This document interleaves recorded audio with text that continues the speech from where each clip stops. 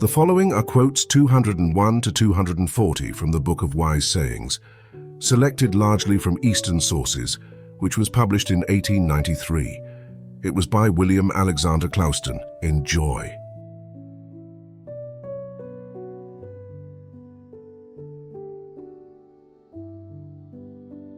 He that is ambitious of fame destroys it. He that increaseth not his knowledge diminishes it. He that uses the crown of learning as an instrument of gain will pass away.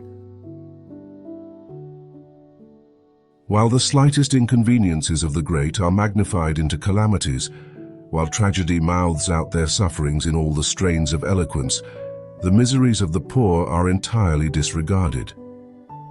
And yet some of the lower ranks of people undergo more real hardships in one day than those of a more exalted station suffer in their whole lives.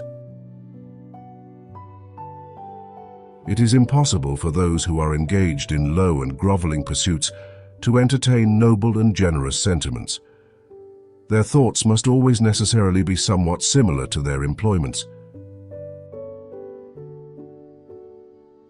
The interval is immense between corporeal qualifications and sciences.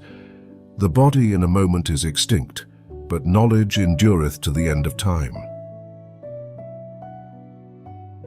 If thou lackest knowledge, what hast thou then acquired? Hast thou acquired knowledge, what else dost thou want?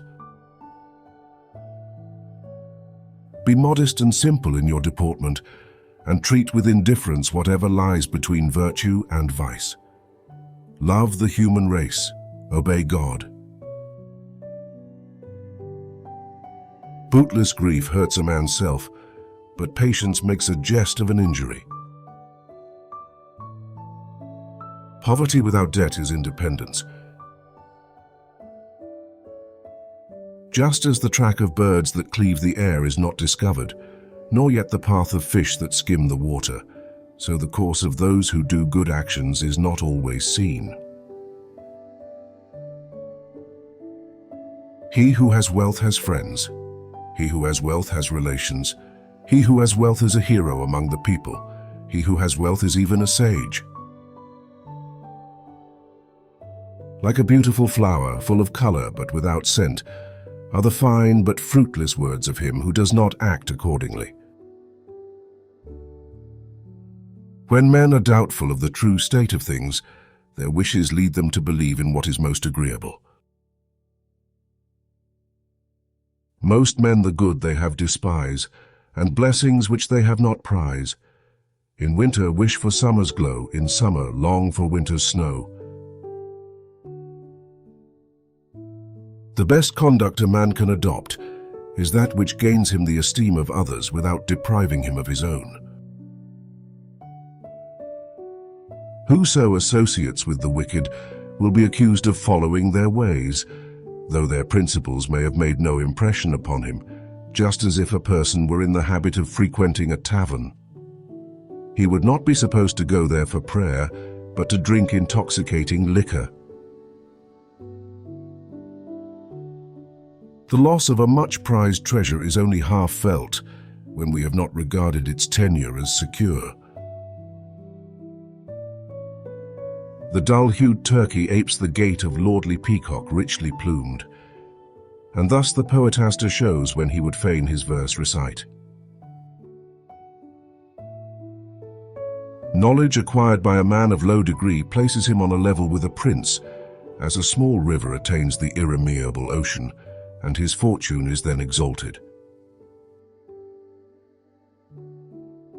An evil-minded man is quick to see his neighbor's faults, though small as mustard seed. But when he turns his eyes towards his own, though large as bilver fruit, he none descries. Two persons die remorseful, he who possessed and enjoyed not, and he who knew but did not practice. With regard to a secret divulged and kept concealed, there is an excellent proverb, that the one is an arrow still in our possession, the other is an arrow sent from the bow. The thing we want eludes our grasp, some other thing is given. Sometimes our wish is gained and gifts unsought are ours. These all are God's own work. If a man conquer in battle 1,000 times 1,000 men, and if another conquer himself, he is the greater of conquerors. The man who is in the highest state of prosperity, and who thinks his fortune is most secure, knows not if it will remain unchanged till the evening. Amongst all possessions, knowledge appears preeminent.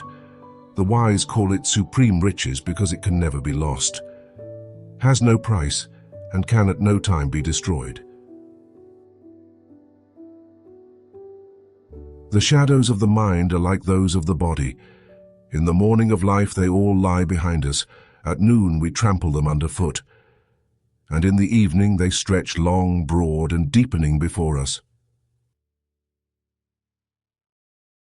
He who is full of faith and modesty, who shrinks from sin and is full of learning, who is diligent, unremiss, and full of understanding, he, being replete with these 7 things, is esteemed a wise man.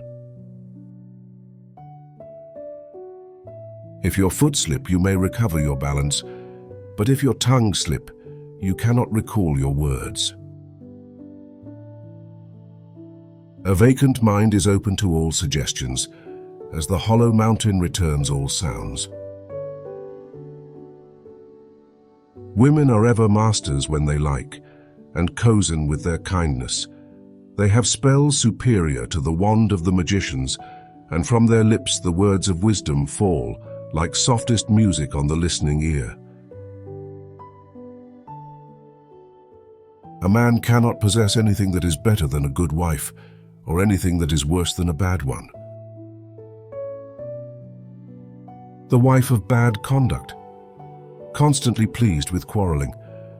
She is known by wise men to be cruel old age in the form of a wife.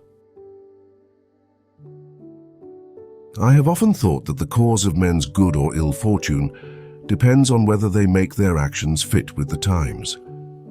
A man having prospered by one mode of acting can never be persuaded that it may be well for him to act differently. Whence it is that a man's fortune varies, because she changes her times and he does not his ways. By nature all men are alike, but by education very different. Whilom, ere youth's conceit had waned, methought answers to all life's problems I had wrought. But now, grown old and wise, too late I see my life is spent, and all my lore is naught. Weak men gain their object when allied with strong associates. The brook reaches the ocean by the river's aid. A swan is out of place among crows, a lion among bulls, a horse among asses, and a wise man among fools. Whosoever does not persecute them that persecute him, whosoever takes an offense in silence, he who does good because of love, he who is cheerful under his sufferings. These are the friends of God, and of them the Scripture says, they shall shine forth like the sun at noontide. It is intolerable that a silly fool, with nothing but empty birth to boast of, should in his insolence array himself in the merits of others, and vaunt an honor which does not belong to him. Ask not a man who his father was, but make trial of his qualities, and then conciliate or reject him accordingly. For it is no disgrace to new wine, if only it be sweet as to its taste, that it was the juice or daughter of sour grapes.